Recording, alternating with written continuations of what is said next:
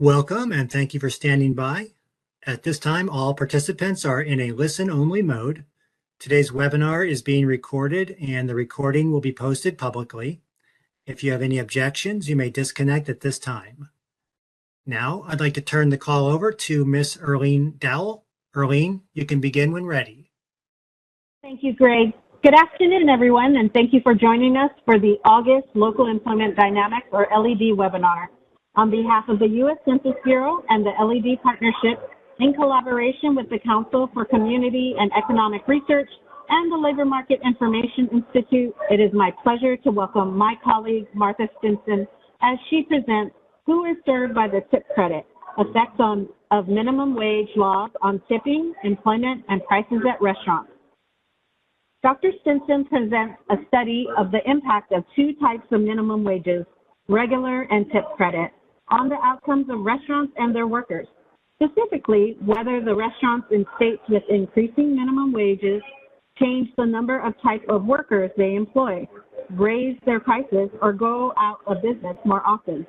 The study also examines whether the workers at these restaurants earn more in both tips and regular pay, work fewer hours, or stay at their jobs.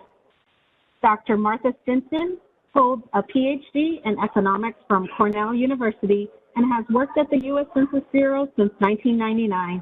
She began her career as a part of the first cohort of the economists building the longitudinal employer-household dynamics infrastructure system.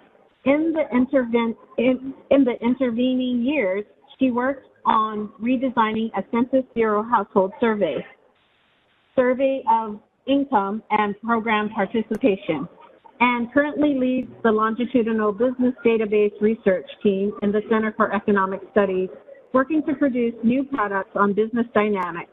Her research interests include the impacts of worker-employer matching on the career outcomes of workers and the relationships between economic mobility and local job market characteristics. With that, I welcome Martha. Thanks, Arlene, and thanks, Greg, for getting the webinar set up. It's a pleasure to be here, and thanks to the LEHD team for inviting me. Today, I am going to talk about work that is joint with my colleagues at the Census Bureau, Emick Basker, Lucia Foster, and Kristen McHugh, where we've been studying, as Arlene described, outcomes of restaurants and restaurant workers when minimum wage laws change. The views expressed in this presentation are those of me and my colleagues and not those of the U.S. Census Bureau, and all of our results have been reviewed to ensure no confidential information about either workers or restaurants is disclosed. So let me start with a description of the research questions that I plan to answer. First, I want to express that this presentation is meant to really look jointly at both businesses and workers. Many times we study one or the other, and in this case, my colleagues and I hope to tie the two together to show how both businesses and workers are affected when laws change about how much workers have to be paid. In terms of how we might expect businesses to respond, when the minimum cost of hiring a worker rises, you can imagine there might be a multitude of different outcomes. It's possible that businesses choose to have fewer workers because workers are now more expensive. It's also possible that they need those workers and can't afford to have fewer of them, and so they raise their prices to compensate for the increased wage costs. It's also possible that businesses, restaurants in particular, might find it impossible to continue to operate and to generate enough money to make it worth the investment of the owner, and so they could potentially go out of business. On the worker side, it's also unclear what happens. A priori, you might expect that workers would simply earn more because they're paid a higher wage rate per hour, but that's contingent on their hours not being reduced. So if hours are dramatically reduced, you can imagine that workers could, in theory, earn less, even if the rate per hour went up.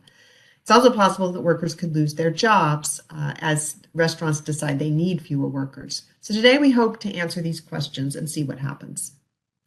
So I want to take a step back, though, first and tell you why restaurants are a particularly interesting thing to study. The minimum wage, of course, impacts many industries, not just restaurants, but we chose restaurants because of some unique characteristics of this industry. So the restaurant industry is very dynamic. And small business owners are still a very large share of employers. So on the left, I've shown you some graphs from public use statistics produced by the Business Dynamics Statistics team, where I currently work at Census. If you look at the orange bar, this is the share of industry employment at young firms. So you can see that over 20% of restaurant employment is at young firms, where young firms are less than 5 years old. Compare that to the retail sector, where retail are stores, where you might shop and buy things.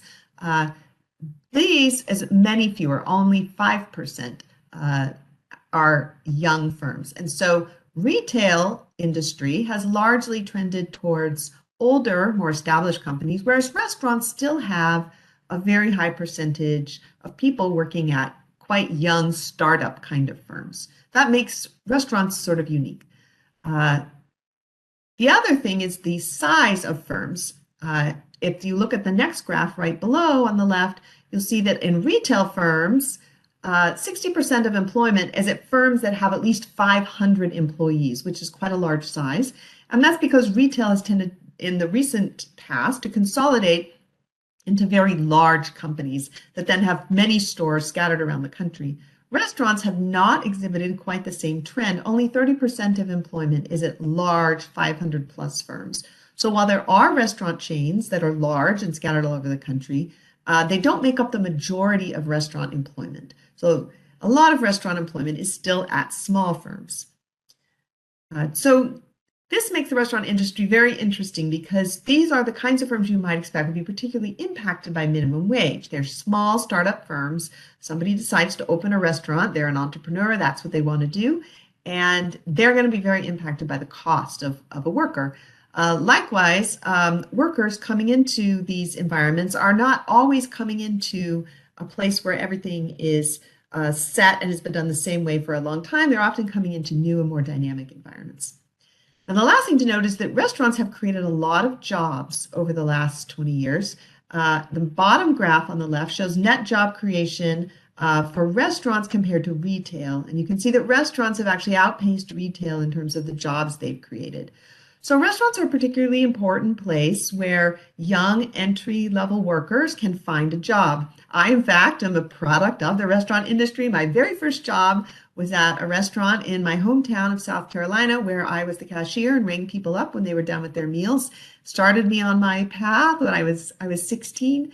And so I think that many people find employment in this industry.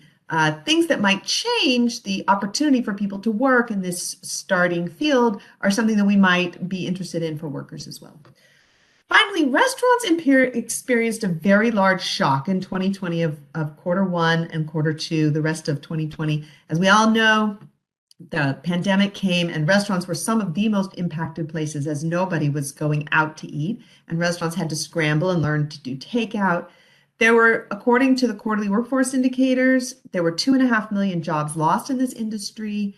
And just in August, when the Bureau of Labor Statistics reported its monthly jobs report, it was highlighted that jobs in the hospitality sector have still not returned to pre-pandemic levels. So there's still fewer restaurant workers today than there were 2 years ago. And so this industry can be really disrupted by macroeconomic shocks. And so what kind of rules there are about the wages they pay, have the potential to be really impactful. Okay, so let me talk now about the fact that the restaurant industry faces two different minimum wages, and this makes the restaurant industry also very unique. So on the left, I'm showing you a bar of a standard worker at a restaurant where there's no tips involved. So the worker is paid a minimum wage, which is the dark blue line that goes across, or sorry, the dark black line that goes across the top. And their wage is this blue bar, which is the hourly rate times how many hours they work. And so in this case, restaurant workers who work in restaurants where there are no tips look similar to workers at a retail store in terms of the minimum wage they face.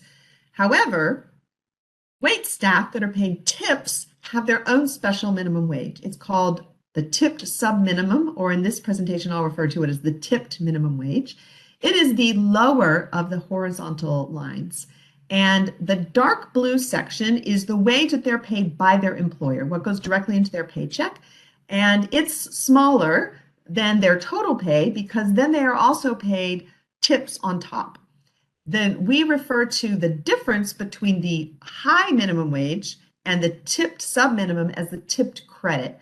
This is the section of the workers' earnings that are sort of required to be covered by tips. So workers are supposed to earn enough tips so that they can make it to the minimum wage. And employers have every incentive, because the IRS actually checks on what percentage of payroll is in tips. So employers have every incentive to make sure that this tip credit is sort of covered, at least that it's reported as covered. Whether it actually is or not, that workers are reporting enough tips to get themselves to the minimum wage. Now, it's possible that workers can earn enough tips that they could earn more than the minimum wage. In fact, I think this is not uncommon. But that top part of the very top blue square that goes above the minimum wage bar, it's somewhat more uncertain how well workers will report that. It's sort of up to workers to report how many tips they make, unless the tips are paid electronically. And then credit card companies will report those tips to the IRS, and so the worker has more incentive to report them accurately, because they will be double checked at the IRS, in theory at least. But if tips are paid in cash and they're above this tip credit, it's a little unclear how workers will report that. So this makes studying minimum wage interesting, because there are two of them and because there's a reporting aspect as well. So let me talk now about my data that I'm going to use. And here we're going to do something unique, that we're going to combine federal and state data to try to bring as much information as we can together into one place about these restaurants and their workers. We begin with something called the Census of Retail Trade. The Census Bureau conducts this census every 5 years, where we ask all businesses that operate in the retail trade sector, including restaurants, a lot of detail about how they work.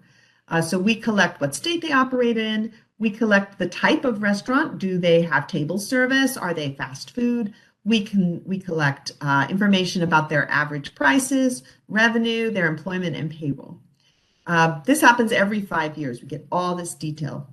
In between those periods, we rely on the longitudinal business database. This comes from federal tax filings, where employers file their payroll, revenue, employment with the IRS, and it's shared with the Census Bureau, and we're able to merge these two pieces together so that we can have a long, complete time series for restaurants and see every year how much money they made, their payroll, employment, and every 5 years we know something about their prices and what kind of restaurant they were. We then match these restaurants to workers, and here we use the UI wage records and W-2s. So UI wage records are particularly nice because they have quarterly earnings, and we can see also job tenure, how many quarters a person stays at the job, and we know what state the person was in. They also have very limited hours data in just a few states. One thing, though, that's missing from the UI is a separate accounting of tips. And for this, we turn to the W-2 records, where tips are delineated separately from other types of earnings. Because of special tax treatment, we see them separately. And so this allows us to make a complete picture of how much the person earned in total, and then how much the split between tips and regular earnings. And so merged together, this allows us to see workers moving in and out of restaurants. It allows us to see restaurants going in and out of business. And it allows us to see the dynamics of restaurants growing and shrinking, and of workers moving in and out of these jobs. To give you a summary of how many restaurants and workers we're talking about, in 2018, in the Census Bureau's published statistics, there were 600,000 restaurants in the United States.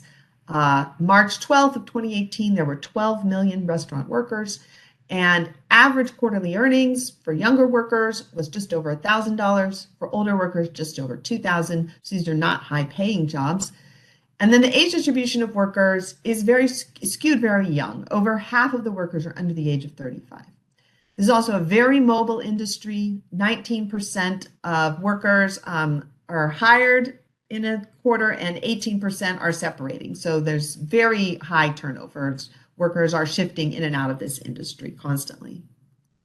Okay, so let me talk now about minimum wages. So what you need to do to study the effect of minimum wages is sort of conduct an experiment. What happens when you change the minimum wage? Luckily, there's been a lot of change in minimum wages. This map shows you levels of minimum wages by state for the year 2005. The light blue color, which represents most of the country, is the federal minimum wage, which in 2005 was $5.15 an hour. You can see that the Northeast and the Pacific Coast had higher minimum wages, but they are pretty much the only places, with the exception of Illinois in the middle of the country. However, when we go to 2018, you'll see that there's a lot more variation across states. So now the federal minimum wage has risen to $7.25 an hour. So even the areas of the country like the South that are still paying the federal minimum wage have seen a rise. But many other states have now deviated and gone to paying higher minimum wages than the federal. And so we have a lot of differences across states. So how are we going to use this data? So let me explain the thought experiment so you'll understand how the results are generated. So what we're going to do is we're going to compare changes over time across states. So think about a state, I'll call it XX, and between 2006 and 2005, it raises its minimum wage from $4 an hour to $5.25 an hour for a difference of $1.25 an hour.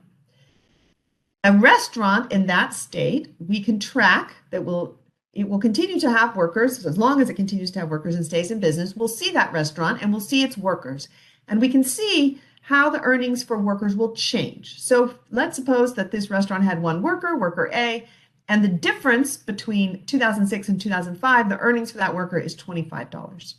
Now let's take another state, state YY, and let's look at the same change of the same time period. But suppose that this state does not change its minimum wage. It continues to keep a minimum wage of $4. So there's no difference in the minimum wage.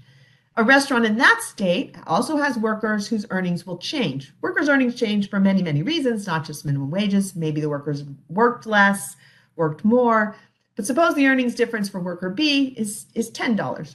We'll look at these two differences and we'll say, okay, the worker who has the higher difference was in the state with the higher rise in minimum wage. And that's the basic intuition behind what we're going to do here. We're going to look for changes and see which states and restaurants and workers had the highest changes, and are those correlated with highest changes in minimum wages.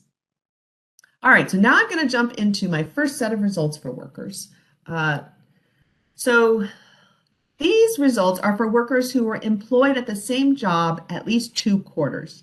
And here you want to, because I'm trying to compare changes over time, it's helpful to look at a worker who works at a restaurant at time period 1, there's a minimum wage change, and they continue to work at that same restaurant at time period 2. How do their earnings change? These are the easiest workers to study because they're stable and I can look at their changes. And so here, the blue bar represents what is the percent change in earnings when we have a 10% increase in minimum wages. And we see a 1.6% rise in earnings. Now, you might say, well, of course, earnings rose, you're paying them more, but remember, you're paying them more per hour. If hours could have changed and they worked enough fewer hours that they would have a lower pay, but in fact, that's not what we see happen. Hours, we don't know exactly what happens to hours. Most states, we don't observe it, but it does not appear that hours fall by enough to cause the workers to earn less. So workers actually take home more pay, or at least they earn more pay pre-tax. The orange bar is the tipped minimum wage. So when workers who are paid the sub-minimum wage, when that minimum wage rises by 10%, we also see them earn more money, 1.1%. And so again, when the tip minimum wage goes up, hours do not, if they fall, they don't fall by enough to decrease the workers' earnings. So workers seem to be earning more money. Okay, now though I want to think about the fact that restaurants are very varied. So here I show you 2 pictures of 2 different types of restaurants, 2 broad categories.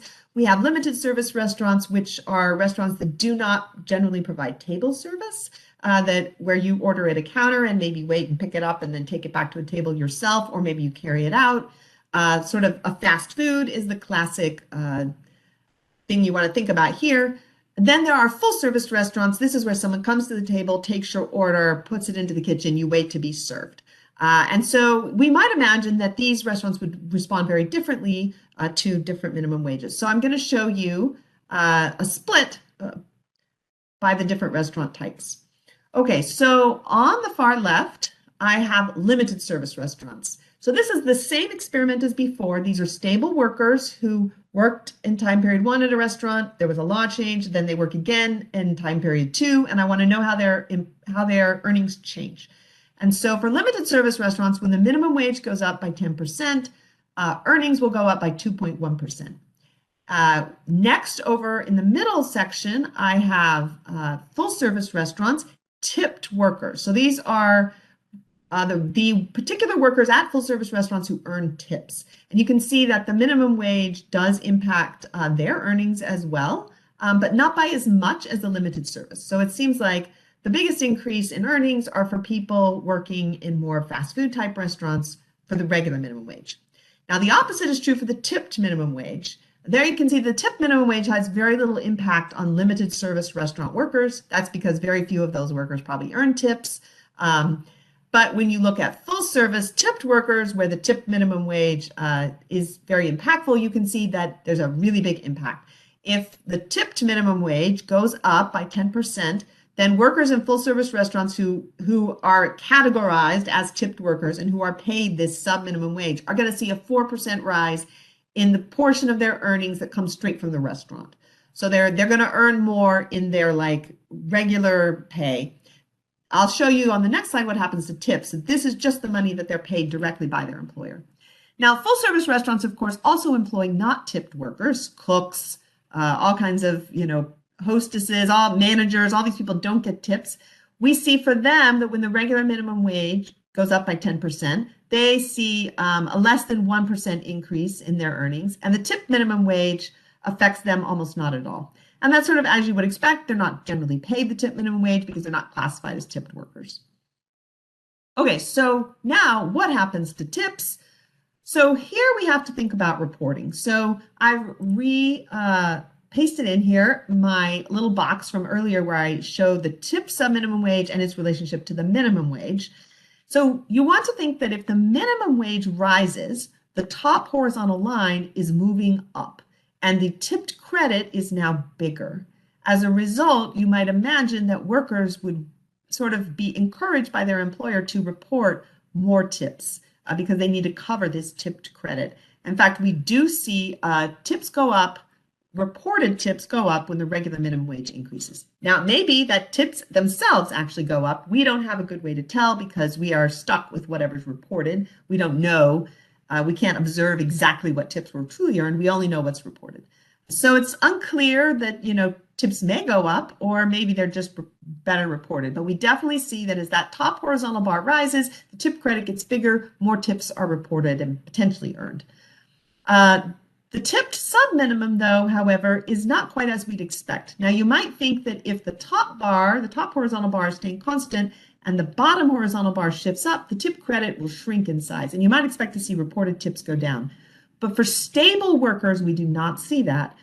Workers who work at a restaurant, the law changes, they still work at the restaurant, we don't see them changing their tip reporting very much. The orange bar is only 0.8%, and as you can see from the confidence interval, it's not statistically significant. So it does not seem like tip reporting is changing much for this stable group of workers when that bottom horizontal bar shifts. Okay, so now let me talk about what type of workers restaurants employ as minimum wages change. So let me first talk about the share of tipped employees. So as you can see from my little picture here, there's all kinds of employees at a restaurant: cooks, hostesses, managers, and waitstaff. And how the restaurant decides to hire and classify workers will then indicate what minimum wages they will pay them. And so when the minimum wage rises by 10%, we see that there's a shift in the percentage of workers who earn tips. So let me explain how to interpret my bars here. The red and blue bars together represent all the workers at the restaurant. The red is the share who earn tips, and the blue is the share who earn no tips. And this dividing line splits in between the middle.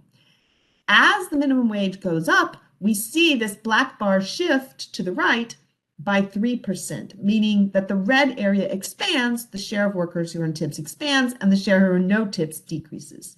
Now, why might that happen? Well, if that amount you have to pay, the minimum wage that you have to pay to workers is going up, it's more expensive to have non-tipped workers. And there's some incentive to change your structure so that you are pushing more workers to be tipped kind of workers, classifying them as tipped, and then paying them this lower minimum wage. And so that's, in fact, what we see happening there. Now let's talk about the age distribution. So restaurants, of course, have a whole distribution of ages from young, very young workers, teenagers, all the way up to older managers. And so what happens to the share of very young employees as the minimum wage rises? This is the same kind of bar as before. This red line represents the share of workers who are college aged, and the blue bar is the share who are teenagers. And what happens is the minimum wage rises by 10%, the share of workers who are college age goes up by 1.3%, and the share of teenagers declines equivalently. We don't see much impact on the share of workers who are older than college aged. It mostly is a shift away from teenagers and towards college age workers. So workers that are more expensive, you pay a higher rate, you will get an older, a little slightly more experienced type of worker, and not as many starting out teenagers. Okay, then what happens? Do full service restaurants have lower turnover among their staff? And in fact, the answer is yes. So if the minimum wage rises by 10%, the hiring rate falls by 4%. So they're going to hire fewer new workers as these workers become more expensive. But we also see that if the minimum wage rises by 10%, the separation rate falls by 2%, meaning that your employees are less tempted to go spend the summer lounging on the beach and are more willing to wait tables and put up with customers because you're paying them a higher wage. And so you don't have as much churn in your staff. Okay, finally, I've told you a lot about stable workers who are at a restaurant, there's a change, and they still continue to work at that job. But we'd like to know what happens to brand new workers. This is a little harder because by definition, I can't look at a change for a brand new worker, right? You arrive and the law just changed. I can't see you before the law changed. But what I can do is I can look at a group of new workers who come and they're new in a quarter after the minimum wage went up, and then I can compare them to the group of new workers from a previous quarter before the minimum wage had gone up. They're different workers, but they're still sort of the same kind of worker, these brand new workers who've come in. And I want to say, okay, as a group, how do these workers fare? Do things change? And so suppose the regular minimum wage rises by 10%. Well, new workers are more likely to receive tips, meaning they're more likely to be classified as a tipped employee. That's kind of as we had seen in the distribution of workers. It's the whole restaurant shifting towards a few more tipped workers. They also new workers earn more tips on average when the minimum wage goes up. Again, that tipped credit, the required tip credit's getting bigger, and so they're reporting more tips. They're the same as more stable workers. But they also have higher base pay on average. So also, again, the same as stable workers. What differs for these new hires is what happens when the tipped minimum wage rises. We don't see much effect of the tipped minimum wage on the stable workers, but we see more of an effect on the new workers. If the tipped minimum wage rises, they're less likely to be classified as workers earning tips, which makes sense. Those type of workers become more expensive. You're going to hire fewer of them. They also earn fewer tips on average, which is kind of what we'd expect. The difference between the sub-minimum tipped wage and the regular minimum wage is now smaller, and so they're reporting fewer tips and potentially also earning fewer tips. But they do have higher base pay on average. So here we see the effects of tips and base pay going in opposite directions. And so it's sort of a question of magnitudes, whether they earn more or less. Okay, so finally, let me talk about outcomes for restaurants. What changes for restaurants after the minimum wage goes up? Well, they have to pay their workers more. They have a higher total payroll. This is sort of a obvious but important to consider outcome of if workers are making more money, and then the overall payroll bill is going to be higher, and we see that impact clearly. It's consistent with the worker results. But we also see that restaurants raise prices. In particular, limited service restaurants are raising their prices to cover these higher minimum wages, and their revenue increases as well. Now, what I would love to know is what happens to their profit. Unfortunately, I don't have a complete set of costs that these restaurants faced. I know their payroll bill, but I don't know the cost of food or the other things that their rent, that sort of thing. So I can't make a really good estimate about profit. But I do know that some things don't change. We don't see employment measured on March 12th. changing. We see it staying relatively constant. And so it does not seem that restaurants are shrinking or growing because of these minimum wage changes. It seems that they continue to have sort of a stable employment model. We also don't see an increased likelihood of going out of business. And so that makes me think that profits may be, they could potentially be falling or rising. I don't know for sure, but they are not changing by enough that we see dramatic declines in employment or that we see lots of restaurants going out of business. Now, then be careful to say that this is a historical study based on minimum wage changes that have happened in the US over the past 10, 15 years. I have nothing to say about what might happen in the future if minimum wages were to rise to certain levels. Clearly, you can imagine that if minimum wages were $100 an hour, restaurants would not be able to operate. And so this should be taken with a grain of salt. This is what's happened in the past. It's not a prediction of what would happen in the future. Okay, so in summary, I've showed you a combination of state and federal data that tries to show what happens when minimum wage laws change and how this impacts businesses and workers. The big takeaways, I think, are that stable workers earn more in their same job, and that restaurants see a rise in total payroll, but they often will raise prices to compensate, and they don't seem to exit more often. But there's heterogeneity in how these laws impact different businesses, different workers. All restaurants seem less likely to employ teenagers. So I guess I should be glad that the minimum wage was very low when I got my first job, or maybe I would have been less likely to be employed. Full service restaurants also seem to be shifting workers into roles that are tipped, and so that they can pay the lower minimum wage. New hires are going to earn more in base pay, but they're going to see lower tips, or at least they're going to report lower tips. The turnover does decrease. You're going to have fewer new workers, but also fewer quits.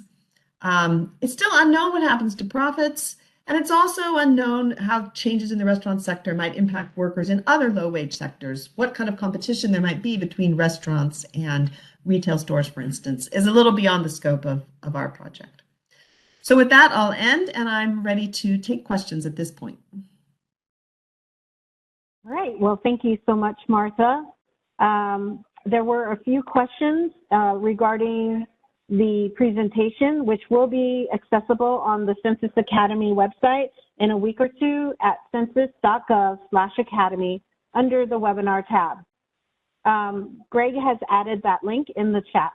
So please type all your questions in the Q&A, and at this time, the chat has been disabled to our attendees. So the first question I have is, was it possible to account for the tip theft at restaurants? So is it possible to account for the tipped staff at restaurants? That was the question. Theft. Yes, so Theft. so that's the advantage of having our worker level data.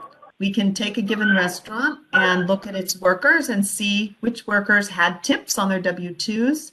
And then we can say how many of the workers at this restaurant received tips and how many did not. That allows us, for instance, in a full service restaurant to split workers into a tipped group and a non-tipped group. Okay, the next question is, where does that shift in age fall in relation to the general trends of declining youth, LFP broadly?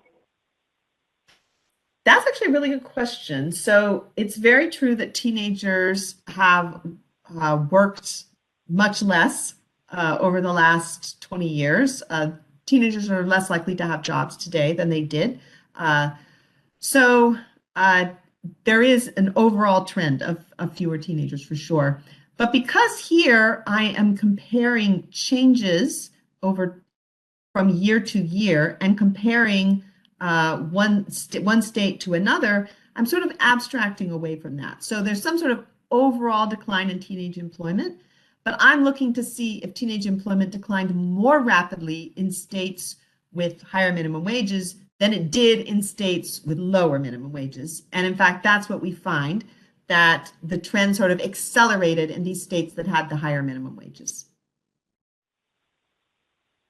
Okay, next question is, to clarify, did this study look at states that abolished the tip minimum wage at all?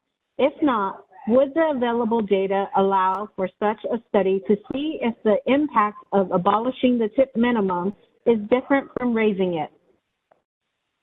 That's a really good question, and it's been a really hot topic in the news. Many places have been considering abolishing the tip minimum wage, and it's been very hotly debated.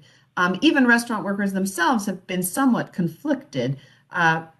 Workers at restaurants that don't earn very many tips have been all in favor of abolishing the tip minimum wage, because then they'll be paid at this higher rate, and tips don't make up as much of a percentage of their earnings. Workers at restaurants where tips are a very high percentage of their pay have been very worried. They're afraid their tips might go down and that the rise in pay wouldn't compensate them. So it's been a hot topic. There are states in the United States, which particular California has never had a tipped sub-minimum wage. We include all of these states in our regressions, in our analysis. And so we are controlling for places where the tipped minimum wage and the minimum wage move in lockstep. But we have not specifically isolated those states to sort of see how things might be different there versus other states. We've just included them and had there be no gap between those. And so it's something that we should consider some more, like what might we learn in particular from those states? Okay, so I actually do not see any more questions in the queue. So I guess we can close out our webinar at this time. Thank you everyone for joining us this afternoon, and thank you to Martha for her wonderful presentation. Martha, would you like to make any closing remarks? Thank you all very much for listening. I appreciate you coming. All right, well, please join us next month on Wednesday, September 21st at 1:30 p.m. When Chris Earp and Jessica Brown present Childcare Over the Business Cycle. Thank you everyone for joining us this afternoon and spending your afternoon with us, and enjoy the rest of your day. This concludes today's webinar. Thank you for your participation. You may disconnect at this time.